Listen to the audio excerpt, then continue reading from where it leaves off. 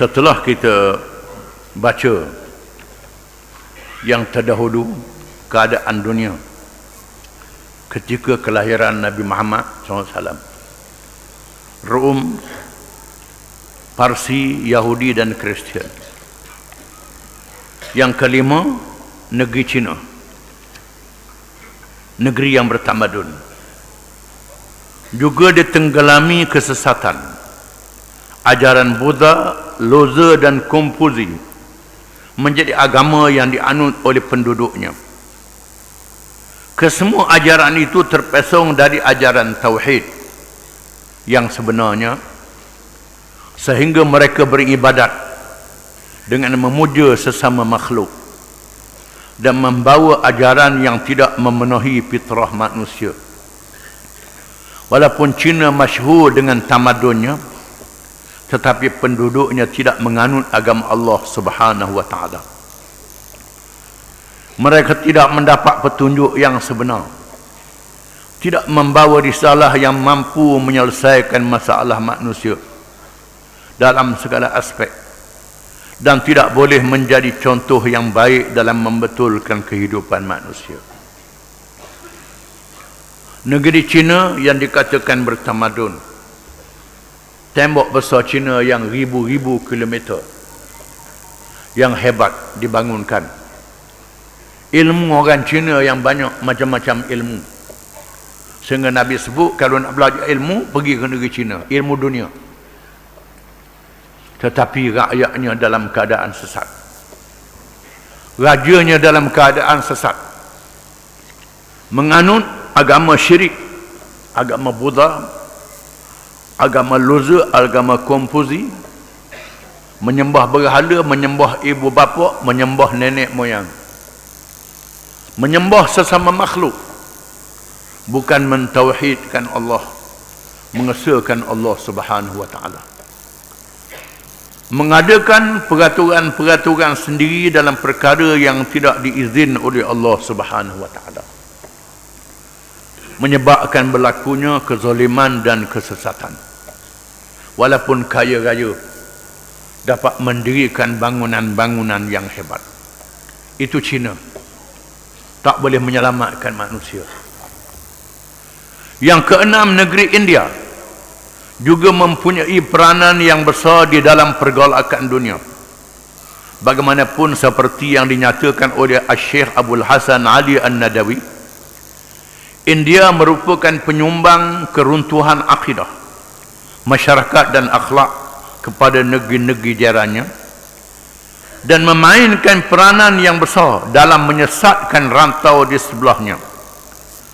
Penduduknya yang beragama Hindu itu mempunyai keistimewaan di dalam kesesatan. Mereka dari segi banyaknya Tuhan yang dia ada-adakan untuk dipuja, dari segi kepuasan hawa nafsu, dan mewujudkan kasta-kasta di dalam masyarakat. Dalam abad ke-6, menurut yang tercatat di dalam kitab Wida, kitab agama Hindu, jumlah Tuhan-Tuhan yang diada-ada oleh mereka sebanyak 37 Tuhan. Dan mereka menambahnya dari masa ke masa. Apabila bertemu dengan setiap perkara dan benda yang dianggap menarik, mereka memuja patung-patung pemimpin-pemimpin atau pahlawan-pahlawan yang disanjung, sehinggalah kepada pemujaan binatang-binatang yang tidak berakal. Di samping itu terdapat juga ada adat karut dan khurafat yang menjadi amalan mereka. Mengikut almarhum Maulana Abdul Hasan Ali An-Nadawi, seorang ulama yang terkenal di India yang banyak mengarang kitab-kitab. India bukan saja sesat, bahkan menyumbang ajaran-ajaran sesat kepada negeri-negeri lain. Di India lah lahirnya agama Hindu, di India lahirnya agama Buddha, di India lahirnya agama Sikh, yang menyebarkan syirik, melantik Tuhan-Tuhan yang lain daripada Allah Subhanahu wa taala, sehingga terlanjur dan sangat melampau. Mula-mula puluh Tuhan, lepas tu ratus Tuhan, lepas tu ribu Tuhan, jadi beranak Tuhan. Tuhan jadi beranak. Sangat melampau dan sangat sesat. Siapa kepada memuja binatang, dipujanya binatang-binatang, memuja lembu, memuja kera, memuja monyet, memuja macam-macam, memuja pohon kayu, memuja makhluk-makhluk, bukan memuja Tuhan sekalian alam, Allah yang Maha Esa. Kesesatan berlaku di India. Bahkan berlaku pula kezaliman dalam masyarakat, membahagikan manusia mengikut kelas. Ada kasta, ada kelas tinggi, ada kelas rendah. 4 kelasnya yang terkenal. Orang kelas rendah tak boleh makan bersama dengan orang yang kelas tinggi, tak boleh makan, tak boleh bercampur. Cerdik macam mana pun tak boleh naik, kerana kelas dia rendah. Kalau bodoh macam mana pun kelas tinggi tetap dipuja dan naik. Ini kasta di India. Berlaku berbagai-bagai kekejaman. Bila suami mati, isteri kena bakar sama suami. Bila bini mati, tok lelaki tak kena bakar atik. Dan berbagai-bagai penyelewengan. Ini berlaku di India, yang tak teka nak diceritakan. Itulah keadaannya. Yang ketujuh, begitu juga dengan daerah-daerah lain di dunia yang mengalami keadaan yang sama. Umpamanya penduduk Asia Tengah. Penduduk Asia Tengah, belah Rusia, belah Tajikistan, Uzbekistan, Azerbaijan dan lain-lain lagi. Dan timur jauh, Jepun, Korea dan lain-lain. Mereka menganut agama keberhalaan seperti Buddha dan sebagainya. Mereka hidup dalam keadaan liar tanpa sistem hidup yang sebenarnya. Begitulah juga keadaan di Asia Tenggara, di kawasan kita ini, di tanah Melayu, Indonesia, di mana keadaan di India dan China memberi kesan yang hebat kepada penduduknya. Kesan-kesan sejarah yang dijumpai di zaman mutaakhir membuktikan tentang apa yang telah berlaku di zaman sebelum kedatangan Islam. Apalagi di daerah lain yang tidak mempunyai asas dan tanda ketamadunan yang diterokai oleh manusia. Dapat digali dalam tanah, dijumpai kesan-kesan berhala, kesan-kesan jahiliah. Apa yang jadi masalah, gali, simpan dalam muzium, puja pula. Hebat datuk nenek kita zaman dulu. Hebat apa? Hebat sesak, hebat syirik. Kalau jumpa barang lama, daripada mah, daripada apa, tak boleh lebuh. Ini datuk nenek kita zaman dulu. Oh, hebat tamadun dia. Di Mesir, di India, termasuk di Asia Tenggara. Mesir, tempat adanya Azhar. Orang Mesir bangga dengan Firaun. Firaun yang zalim dibanggakan, patungnya dibanggakan. Begitulah diajar di rantau kita ni, dibanggakan dengan patung-patung dan berhala-berhala zaman jahiliah. Zaman jahiliah menjadikan seluruh dunia ini sebagai pentas yang menegakkan kezaliman. Peraturan dirimba menjadi amalan hidup manusia. Ajaran-ajaran yang pernah diwahyukan oleh Allah Subhanahu wa taala kepada nabi-nabi telah dilupai atau diselewengkan. Walaupun begitu, ada segelintir manusia yang masih berpegang dengan saki-baki kebaikan yang masih tinggal. Tetapi mereka tidak boleh menengahkan sistem itu ke dalam masyarakat yang berkecamuk, sehingga penganutnya terpaksa beruzlah mengasingkan diri. Ajaran nabi-nabi diselewengkan. Ulama-ulama ahli kitab tidak boleh mengajar, terpaksa bersembunyi di gua yang jauh di gunung, di pulau yang jauh di tengah lautan, di padang pasir yang jauh, beruzlah mengasingkan diri. Mengasingkan diri apa? Memelihara iman masing-masing. Tak boleh dizahirkan iman itu. Bukan betapa kerana nak lebih bersaing dengan jin. Ni dok cara orang hebat-hebat zaman dulu, duduk dalam gua saing dengan jin. Sesat. Itu ajaran karut. Sebelum kelahiran Nabi Muhammad SAW, beruzlah untuk membawa agama supaya tak jadi sesat. Memelihara agama Allah, tidak boleh menzahirkan diri.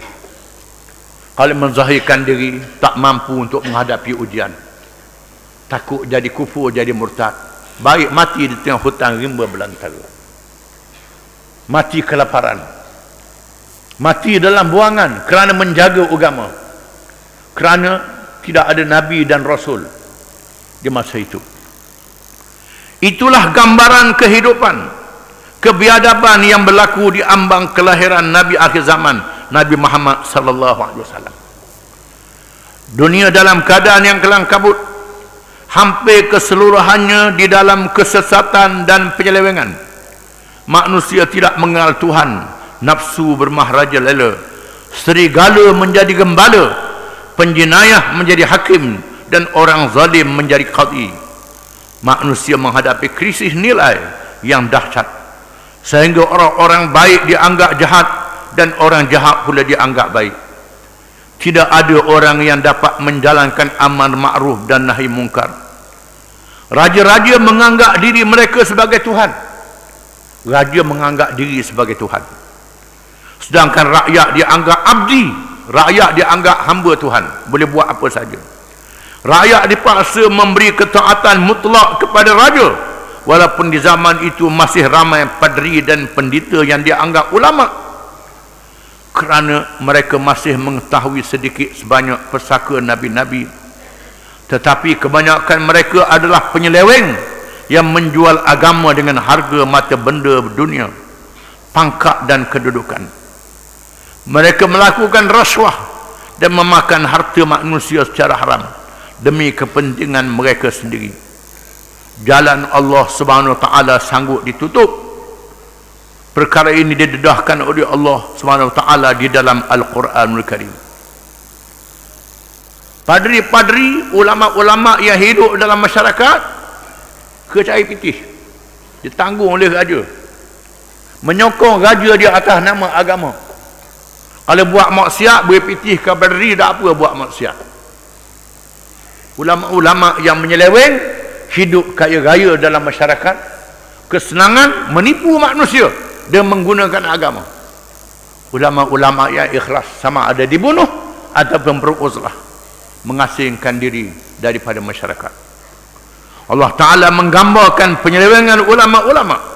Firman Allah Ta'ala, Ya ayyuhalladzina amanu inna kathiran minal ahbari wal ruhban la ya'kuluna amwalan nas bil batil wa yasudduna an sabilillah.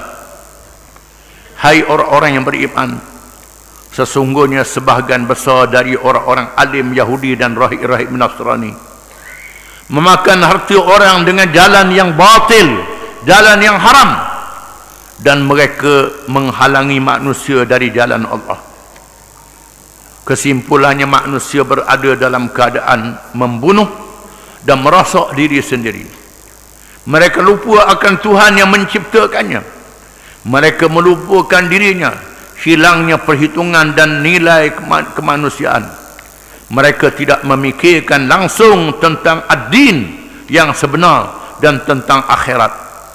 Di sana telah berlaku kerosakan di seluruh pelosok dunia. Seluruh pelosok dunia dalam keadaan yang rosak. Itulah di zaman kelahiran Nabi kita Muhammad sallallahu alaihi wasallam.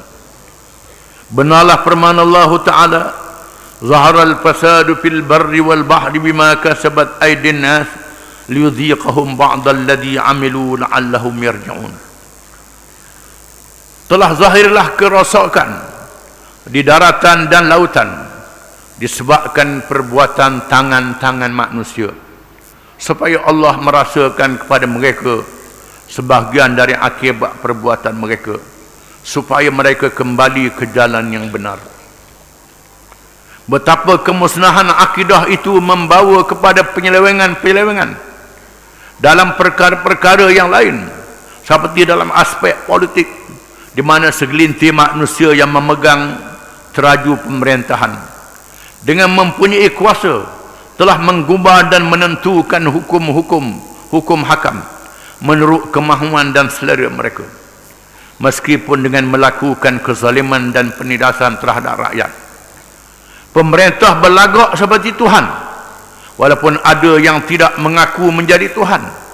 Kuasa mutlak berada di tangan pemerintah, walaupun mereka terdiri dari orang yang paling jahil dan jahat di zamannya. Sebaliknya, tiada siapa yang berhak menegur, mengkritik dan menasihatnya. Demikianlah apa yang berlaku di negara Rom dan Parsi serta jajahan takluknya. Negara-negara besar, negara kecil sama saja. Raja mengaku jadi Tuhan. Kalau tak mengaku jadi Tuhan pun, guna nama Tuhan. Percaya ke Allah Ta'ala, tapi dia sendiri macam Allah Ta'ala juga. Dia buat macam Allah Ta'ala. Boleh bunuh orang, boleh rapah harta orang, boleh rapah anak bini orang, boleh buat apa saja mengikut kehendak. Rakyat tak boleh lawan. Kalau dia lawan, derhaka ke Tuhan. Itu dia ajarnya. Dia ajarnya ajaran syirik ini. Pemerintah Rom membahagikan rakyatnya, atau dengan perkataan lain membahagikan manusia kepada dua golongan, sama ada berbangsa Rom atau tidak, dengan maksud sama ada mereka dari kalangan tuan atau hamba abdi. Di dalam negara itu terdapat dua undang-undang, yaitu undang-undang untuk bangsa Rom dan undang-undang untuk bangsa-bangsa lain. Begitulah keadaan negara yang mengaku menjadi pengikut Nabi Isa AS, tetapi telah menyeleweng dari agama Allah Subhanahu wa Ta'ala. Maka gambarkanlah betapa pula negara Parsi yang beragama Majusi itu, yang tiada Nabi menjadi ikutan mereka, setiada agama Samawi menjadi anutan. Walaupun negaranya dianggap di antara bertamadun dan punya ahli-ahli falsafah, begitulah juga keadaannya di India dan China. Tidaklah keadaan itu lebih dahsyat di negeri-negeri yang tidak mempunyai apa-apa undang-undang syariat dan falsafah. Negara tidak ada syariat Allah diamalkan. Rom yang mengaku agama Kristian tak ikut agama Nabi Isa AS. Apalagi Parsi dan India yang tidak ada Nabi dan Rasul yang diikut, sudah tentulah jadi sesat. Maka negara-negara yang lain lebih sesat lagi. Dari segi ekonomi pula, tidak ada negara yang memikirkan untuk melakukan pembahagian sumber keperluan manusia dengan cara yang seadil-adilnya. Bahkan di sana wujud golongan-golongan tertentu sahaja yang berhak memiliki kekayaan di muka bumi ini menurut kemahuan mereka. Walaupun di atas pemerasan dan penindasan, kaum tani menjadi mangsa tuan-tuan tanah, kaum buruh menjadi mangsa pengabdian sesama manusia, amalan riba tersebar dengan luas dan menjadi perkara umum yang tidak boleh disanggah. Demi kepentingan harta benda bagi mereka, boleh dilakukan apa sahaja dengan mendapat perlindungan yang kebal dari pemerintah.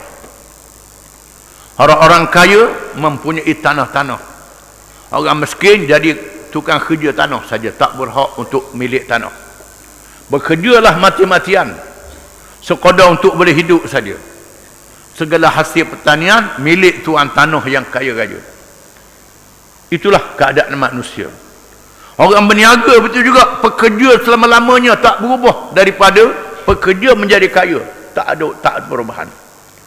Riba diamalkan dengan meluas. Kerajaan melindungi orang kaya, sebab orang kaya duduk pera kerajaan pula. Jadi begitu. Di setengah-setengah negara mereka menjadikan kaum wanitanya sebagai barang dagangan dan boleh dijadikan pertaruhan di dalam perjudian. Anak-anak perempuan ditanam begitu sahaja kerana takutkan sialan kepapaan. Perbuatan ini menjadi amalan hidup orang Arab. Malah segala yang berlaku dari perbuatan buruk itu dianggap benar oleh masyarakat. Orang Arab kambuh anak puan hidup-hidup. Pasal apa anak puan tak boleh perang, tak boleh merokok, buat susah je. Bila boleh anak puan susah, dikambuh hidup-hidup. Ini orang Arab. Setengah negara anak perempuan dijual, dijadikan pertaruhan berjudi. Isteri jadi pertaruhan berjudi. Begitulah nasib orang perempuan di zaman jahiliah. Keadaan dunia seperti yang berlaku itu menggambarkan sesungguhnya dhamir kemanusiaan, hati kecil manusia memohon penyelamat. Tiada penyelamat melainkan dari Tuhan pencipta alam, Tuhan yang maha mengetahui segala sesuatu, Tuhan yang mengutuskan Nabi Muhammad sallallahu alaihi wasallam sebagai cahaya kepada zamannya. Maka kelahiran Nabi Muhammad sallallahu alaihi wasallam adalah tepat dengan tujuan tersebut. Ajaran yang dibawa oleh baginda adalah memenuhi tuntutan manusia di akhir zaman. Wa ma arsalnaka illa rahmatan lil alamin, dan tidak kami utuskan engkau wahai Muhammad malaikat membawa rahmat kepada seluruh alam. Allah Taala lahirkan Nabi Muhammad SAW untuk memberi rahmat kepada seluruh alam, alam seluruh dunia di akhir zaman, dalam keadaan yang sangat bercelaru, zalim, sesak dan merosakkan. Wallahu a'lam.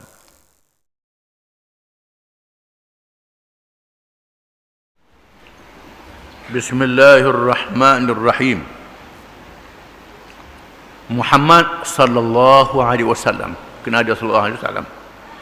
Muhammad sallallahu alaihi wasallam nabi akhir zaman. Telah tersebar berita di kalangan ahli kitab hampirnya zaman kelahiran nabi terakhir di dalam kitab-kitab yang diwahyukan kepada nabi-nabi mereka.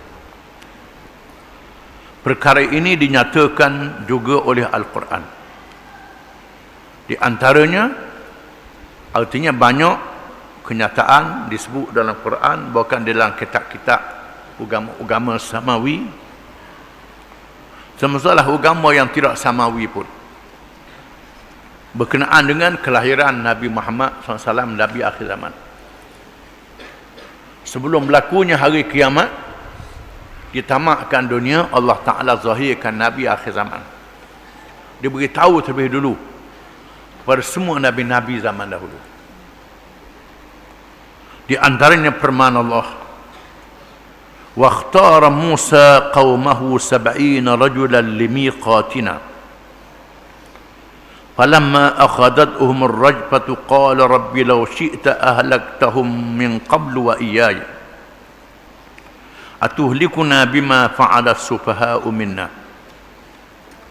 إِنْ هِيَ إِلَّا فِتْنَتُكَ تُضِلُّ بِهَا مَنْ تَشَاءُ وَتَهْدِي مَنْ تَشَاءُ أنت ولينا فاغفر لنا وارحمنا وأنت خير الغافرين واكتب لنا في هذه الدنيا حسنة وفي الآخرة إنا هدنا إليك قال عذابي أصيب به من أشاء ورحمتي وسعت كل شيء فسأكتبها للذين يتقون ويؤتون الزكاة والذين هم بآياتنا يؤمنون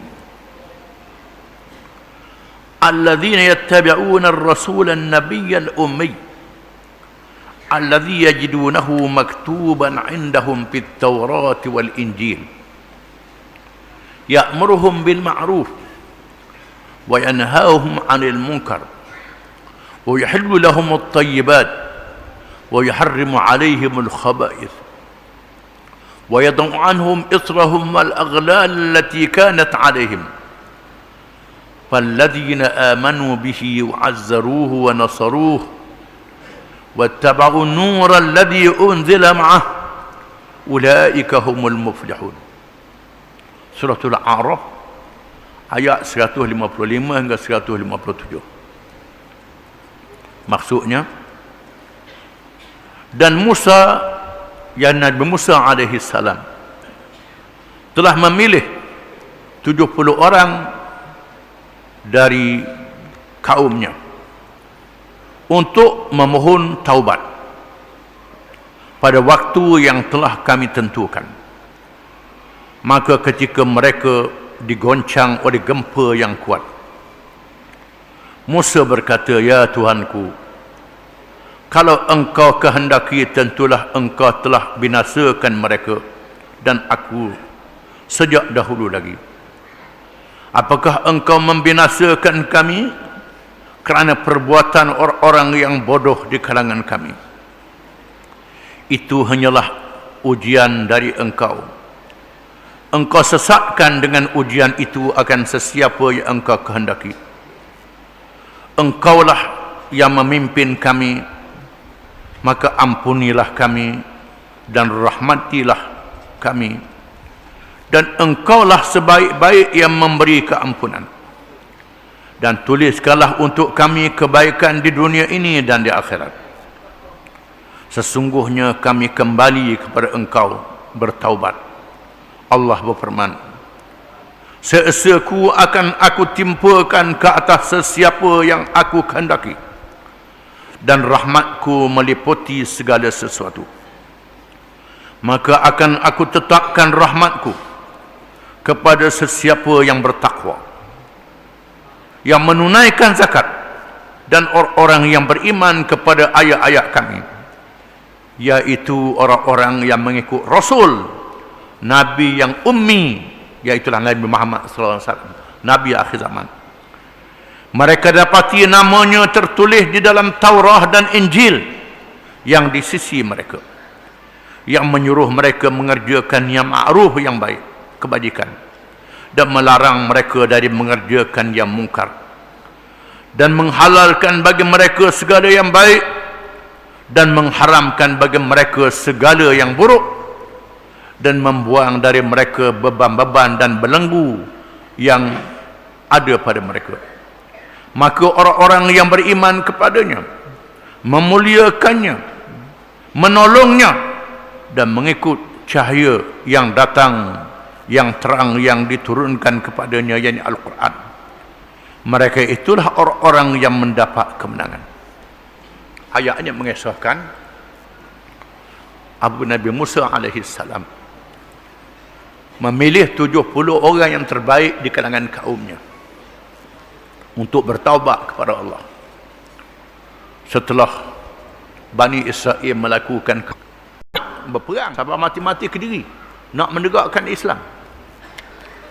Adapun kaum Nabi Musa diselamatkan dengan mukjizat tongkat Nabi Musa alaihissalam dengan cara yang mudah. Bila mereka diburu oleh Firaun, Allah Ta'ala suruh Musa memukul tongkat di Laut Merah. Terbelah laut menjadi lorong-lorong, lebuh-lebuh, raya yang luas. Boleh dilalui oleh Bani Israel, 17 lorong. Mereka selamat.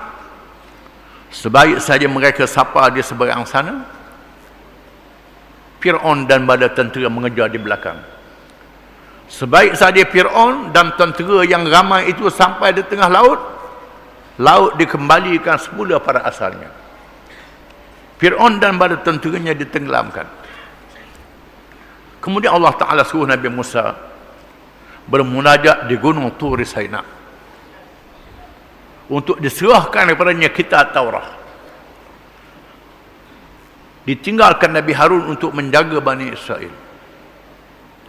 Tiba-tiba Bani Israel menyembah lembu. Bukan lama sangat, tinggal 40 hari je.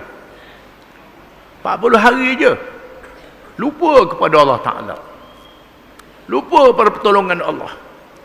Ditipu oleh Samiri yang membuat patung lembu daripada emas. Berlaku perkara luar biasa, menyebabkan mereka menyembah lembu. Lupa akan Allah Ta'ala. Nabi Musa balik dalam keadaan mereka menyembah lembu dan Musa sangat marah. Kita tahu kisahnya. Dan Allah Ta'ala menghukum mereka supaya mereka membunuh di antara satu sama lain. Disebut dalam Quran. Hukumannya supaya mereka berperang sesama sendiri, bunuh antara satu sama lain, berlawan.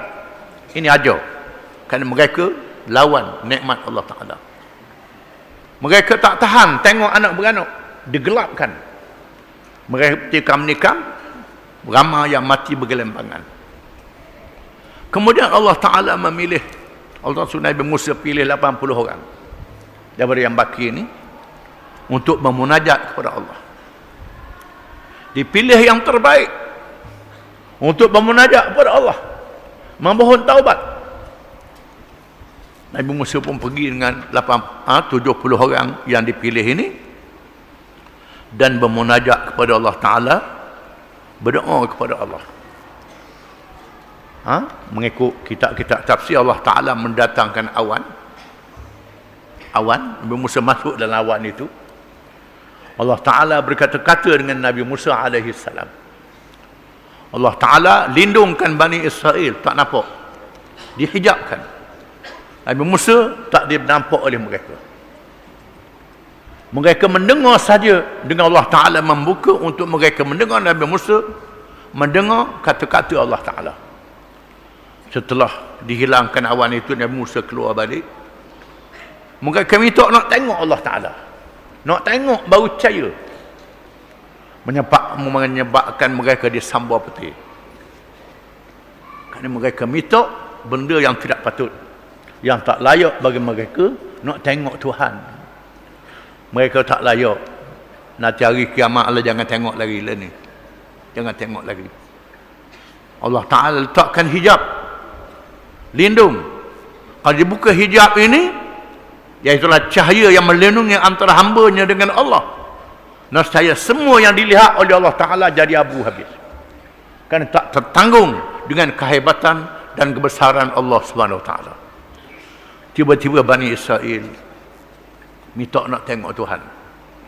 Menyebabkan mereka disambar peti, dimatikan, dicabut roh mereka.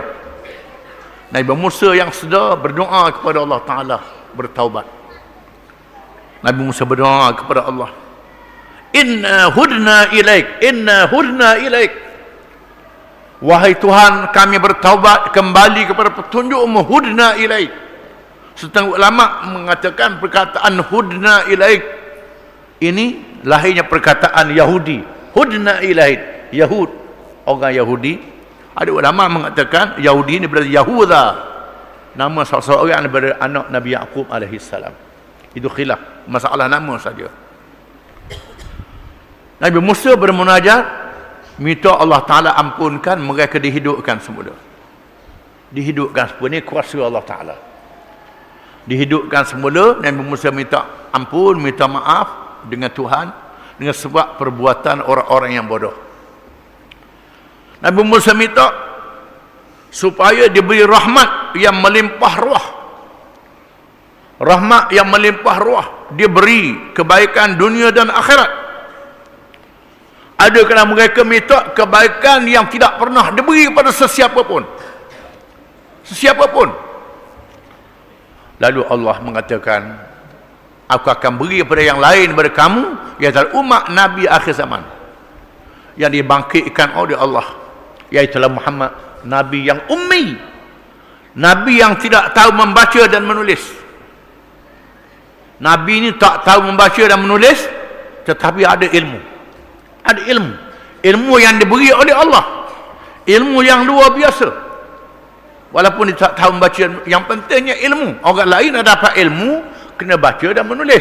Kalau tak tahu baca menulis, tak boleh ilmu. Adapun Muhammad SAW dapat ilmu dengan tidak tahu membaca dan menulis. Ini istimewa. Untuk menunjukkan Quran adalah mukjizat daripada Tuhan. Akan zahir Nabi yang mukjizatnya Al-Quranul Karim diberitahu di dalam kitab Taurat, disebut dalam kitab Taurat. Mengikut satu riwayat hadis yang sahih, di zaman Nabi SAW, Nabi ziarah seorang Yahudi yang sakit, seorang pemuda Yahudi yang sakit. Nabi ziarah. Iakah ceritanya mereka baca kitab Taurat untuk berubat. Macam orang kita lah baca Quran, baca Yasin, baca Quran untuk berubat. Mereka baca kitab Taurat untuk berubat orang sakit. Lalu Nabi kata, mu tahu tak dalam kitab ni ada sebut aku? Nabi kata ke orang Yahudi, kamu tahu tak dalam kitab ni ada sebut aku? Dalam kitabmu ada sebut dengan aku, Nabi akhir zaman. Lalu ayah dia kata, tak ada sebut. Anak dia yang sakit ni terus bercakap, ayah bohong dia. Sebenarnya ada disebut dalam kitab ini, ada sebut dalam kitab ini tentang Rasulullah. Lalu anak dia mengucap dua kalimah syahadah, asyhadu an la ilaha illallah wa asyhadu anna Muhammadar Rasulullah, depan orang-orang Yahudi. yang mati selalu. Lalu Nabi memerintah sahabat dia, ambil orang muda ni, tanam di kubur orang Islam. Tanam kerana dia mati sebagai seorang Islam. Ini disebut dalam hadis. Dalam kitab hadis. Menunjukkan bahawa kisah kedatangan Nabi SAW disebut di dalam kitab-kitab zaman dulu, di antara kitab Taurat. Firman Allah Ta'ala, wa idh qala Isa ibn Maryam ya bani Israel inni rasulullah ilaikum musaddiqan lima bayna yadayya min at-Taurah wa mubashiran bi rasulin ya'ti min ba'di ismuhu Ahmad falamma ja'ahum bil bayyinati qalu hadha sihrun mubin. Surah As-Saff ayat 6. Maksudnya, dan ingatlah ketika Isa bin Maryam berkata, hai Bani Israel, sesungguhnya aku adalah utusan Allah, Rasul Allah kepada kamu, membenarkan kitab yang diturunkan sebelumku, yaitu Taurat, dan memberi khabar gembira dengan datangnya seorang Rasul yang akan datang sesudahku, yang namanya Ahmad, iaitulah Muhammad sallallahu alaihi wasallam. Maka tatkala Rasul itu datang kepada mereka dengan membawa bukti-bukti yang nyata, mereka berkata ini adalah sihir yang nyata. Allah Ta'ala utuskan Nabi Isa AS, Nabi yang akhir di kalangan Bani Israel, sebelum kelahiran Nabi Muhammad SAW. Diutuskan Nabi Isa AS. Nabi Isa yang diutuskan berkaum Bani Israel yang sudah ada kitab Taurat, kitab yang dipuji oleh orang Yahudi. Namun orang Yahudi membunuh nabi-nabi yang ramai, ulama-ulama yang ramai. Mereka kelawan kitab Allah. Akhirnya Allah Ta'ala utuskan Nabi Isa AS sebelum kelahiran Nabi Muhammad SAW. Nabi Isa dia beri kitab Injil untuk menasahkan beberapa hukum yang ada dalam Taurat dan mengekalkan beberapa perkara yang ada dalam kitab Taurat. Di antara yang dikekalkan itu ialah berkenaan dengan kelahiran Nabi Muhammad SAW. Nabi Isa memberitahu kepada Bani Israel akan zahir Nabi akhir zaman, nama dia Ahmad, yang terpuji. Muhammad, Mahmud, itu nama Nabi kita Muhammad SAW, orang yang terpuji. Disebut dalam bahasa masing-masing, termasuklah dalam Bible, dalam Injil yang dibaca pada hari ini, ada perkataan orang yang dipuji, yang akan dilahirkan oleh Allah. Nabi Isa sebut, Nabi Isa ni ialah Rasul kepada Bani Israel, bukan pada orang Cina, orang India, Bani Israel. Tapi hari ini duk pakai ikut Kristian, kononnya ikut Nabi Isa AS, meninggalkan Taurat, meninggalkan ajaran yang sebenar. Nabi Isa juga memberitahu yang sebenar, di antaranya ialah kelahiran Nabi akhir zaman Muhammad SAW. Firman Allah Ta'ala, alladzina atainahumul kitab ya'rifunahu kama ya'rifuna abna'ahum wa inna fariqan minhum la yaktumuna al-haqqa wa hum ya'lamun. Surah Al-Baqarah ayat 146. Maksudnya, orang-orang yang kami berikan kepada mereka Alkitab, yakni Taurah dan Injil, mengenal Muhammad sallallahu alaihi wasallam, mengenalinya, yakni mengenali Nabi Muhammad sallallahu alaihi wasallam, seperti mereka mengenal anak-anak mereka sendiri. Dan sesungguhnya sebahagian daripada mereka menyembunyikan kebenaran, padahal mereka mengetahui. Ulama-ulama ahli kitab ni tahu bukan saja nama Muhammad SAW, bahkan tahu tanda-tanda yang ada pada tubuh Muhammad SAW. Macam seseorang mengenal tanda-tanda yang ada pada tubuh anak-anak mereka sendiri. Sampai begitu benar? Begitu sekali detailnya. Banyak riwayat-riwayat mengesahkan untuk menafsirkan ayat ini. Di antaranya Salmanul Farisi radhiyallahu anhu, seorang sahabat yang berasal daripada Parsi, Iran. Asal dia agama Majusi, akhirnya dia masuk Kristian. mengaji dengan padri. Padri memberitahu pada dia akan zahir Nabi akhir zaman. Barangkali sudah tiba masanya, ataupun dah dekat, ataupun dah tiba masanya, kerana sudah ada tanda-tanda. Lalu Salman Al-Farisi belajar dengan padri ini dah tua mati. Dia tanya, saya nak belajar kat mana pula kalau Tok Guru mati? Dia suruh pergi kat belah Syam belah mana. Dia pun pergi. Bagi dia gereja. Tiba-tiba tengok padri duduk ambil upah taubat. Ramai padri ni duduk ambil upah. Orang minta apung dosa ambil upah. Padri ambil upah. Ambil pitih. Padri ni kerja. Kalau orang buat dosa, beri pitih ke padri. Duduk main lagu tu. Ini kerja dia, antara kerja-kerja yang mengarut. Menyembunyikan kebenaran. Dalam agama tu ada padri yang betul. Dia tanya padri yang betul, memberitahu perkara yang sama. Apa yang padri yang pertama tadi. Akhirnya Salman Al-Farisi sapa ke Madinah. Diatur oleh Allah Ta'ala. Bekerja dengan orang Yahudi. Kebun khema orang Yahudi ramai di Madinah. Kerja ambil upah naik buah khema. Pilih hak masuk. Itu kerja Salman Al-Farisi. Kebetulan masa itu berlaku hijrah Nabi SAW. Nabi hijrah. Lalu Salman duduk tengah kerja, dengar tuang kebun tu bercakap. Tuang kebun ni ialah ulama Yahudi, pemimpin Yahudi. Beritahu ada orang mari berhijrah, dia kata dia jadi Nabi. Dia jadi Nabi. Lepas tu seorang-seorang tanya, ya sungguh tak? Ya, dia kata ada tanda sungguh. Dah kita ikut, tak boleh ikut. Kalau ikut, jatuh pakak kita. Hilanglah pengaruh kita. Duk takut ke pengaruh. Duk takut ke pakak, takut ke benda. Takut pada habuan dunia saja. Lalu Salman Al-Farisi yang sudah mempelajari tanda-tanda kerasulan ini datang bertemu dengan Nabi SAW dengan bawa buah tamar. Bawa buah tamar. Kemudian Salman kata, saya beri sedekah. Sila ambil, saya beri sedekah. Nabi pun ambil buah tamar bagi korang. Dia tak makan. Nabi tak makan. Kemudian lepas berhari pula, dia bawa pula.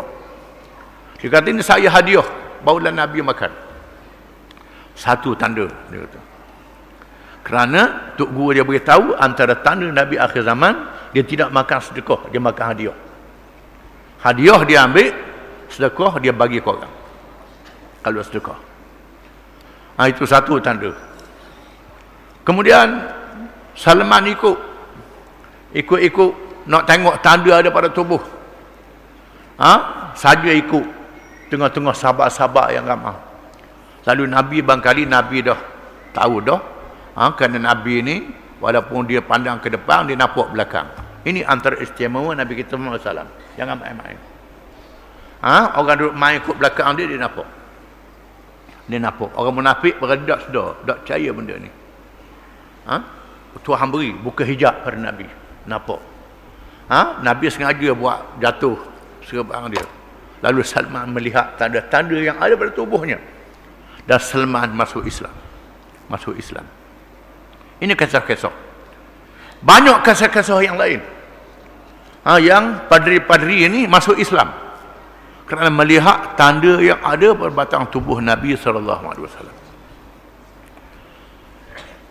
Berita kelahiran Nabi akhir zaman diberitahu lebih awal kepada mereka oleh Nabi mereka. Semata-mata sebagai suatu perisytiharan daripada Allah tentang agamanya, iaitu Islam. Rasulnya SAW yang akhir, bentuk risalahnya dan sifat-sifat Rasul itu dan pengikutnya, agar tidak menjadi alasan bagi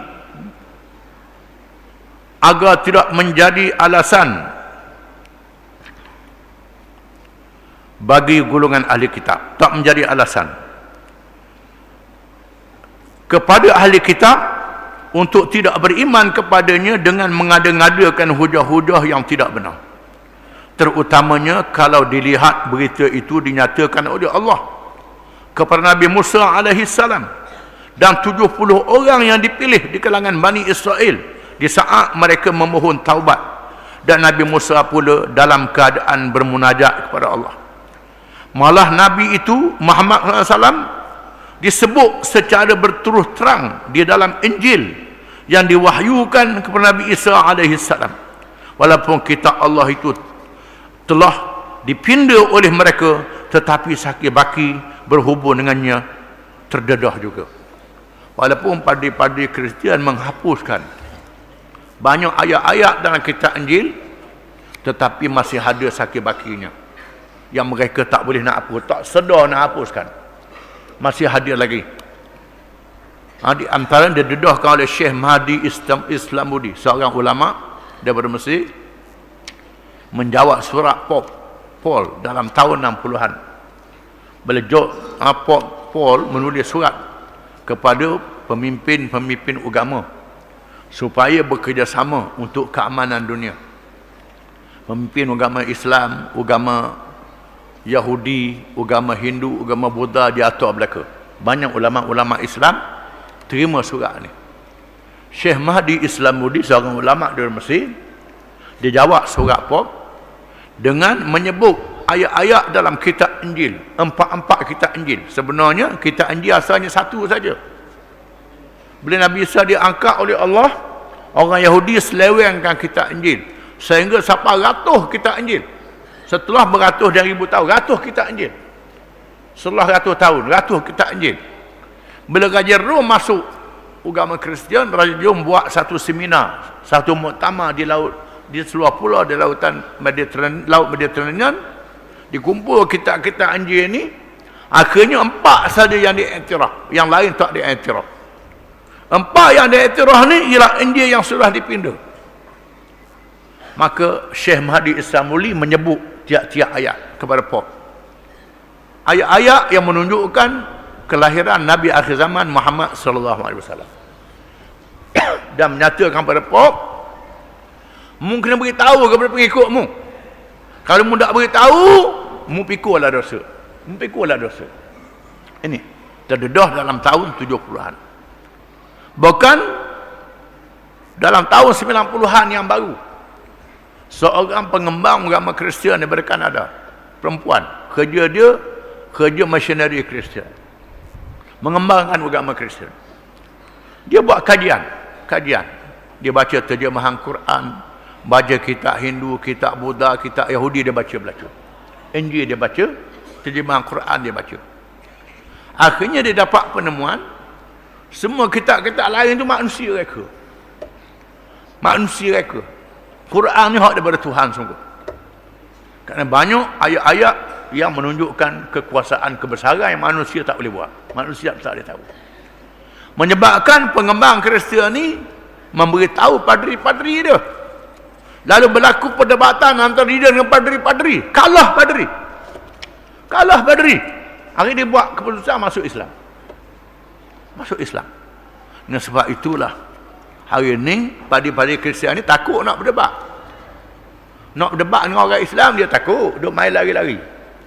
Akhirnya agama Kristian ni di negeri di England, di Perancis, di Jerman, di negeri Eropah dak laku dah. Dia bawa ke Afrika, bawa ke negeri kita, Sabah, Sarawak, dia bawa 4 orang dak erti. Dibawa ke orang dak erti, kemudian bagi pitih. Bagi benda orang-orang susah masuk Kristian dengan umpan, bukan dengan ajarannya benar. Allah Ta'ala dedahkan bagaimana benarnya Islam yang dibawa oleh Muhammad sallallahu alaihi wasallam. Di antaranya perkataan Bakkah yang bermakna Makkah. Perkataan Bakkah yang bermakna Makkah yang disebut di dalam Al-Quran. Wallahu a'lam.